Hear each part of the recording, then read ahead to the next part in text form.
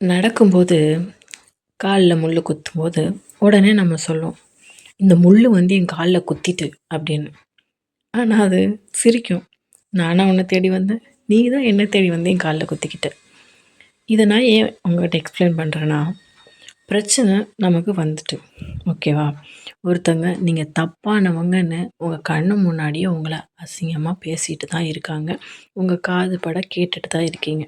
இது எல்லாத்துக்கும் நான் எக்ஸ்பிளைன் பண்ணணும்.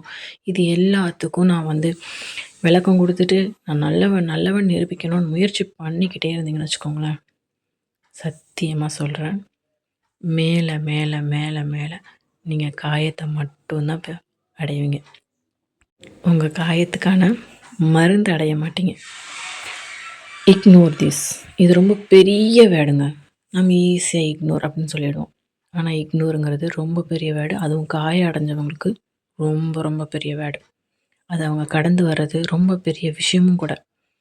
ஆனா ஒரு வாட்டி கடந்து வந்துட்டாங்கன்னு வச்சுக்கோங்களேன், அடுத்து அவங்கள யாராலயும் அசைக்கவே முடியாது. இதுவும் மறுக்க முடியாத உண்மதான். யாருக்கு நம்ம எக்ஸ்பிளைன் பண்ணணும்?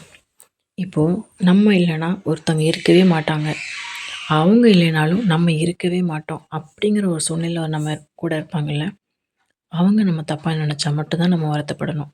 அவங்களுக்கு ஒரு எக்ஸ்பிளைன் நம்ம குடுக்க வேண்டியது நம்ம கடமையும் கூட.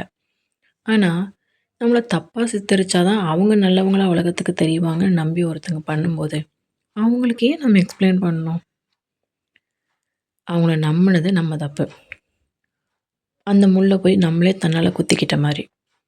ஸோ, அவ்வளோதான் குத்திட்டு, தூக்கி தூர எறிஞ்சிட்டு, அடுத்து நம்ம வழிய பார்த்து சந்தோஷமா, கம்பீரமா நடக்கிறது தான் நமக்கு நல்லதே தவிர, குத்திட்டே, குத்திட்டேன்னு உட்காந்து அழுதுட்டு இருந்தீங்கன்னா, உங்க டைம், உங்க லைஃப் எல்லாமே டோட்டலி வேஸ்ட். இது உங்களுக்கு புரிஞ்சிருச்சுன்னு வச்சுக்கோங்களேன், நீங்களே உங்க லைஃப்ல எல்லாத்தையுமே சேஞ்ச் பண்ணிருவீங்க. உங்களுக்கு இது புரியும்னு நம்புறேன். ஸோ, இந்த வீடியோ உங்களுக்கு பிடிச்சிருந்துச்சுன்னா, லைக் அண்ட் சப்ஸ்கிரைப் பண்ண மறந்துடாதீங்க. உங்க எல்லோரோட சப்போர்ட்டும் எனக்கு ரொம்ப ரொம்ப முக்கியம்.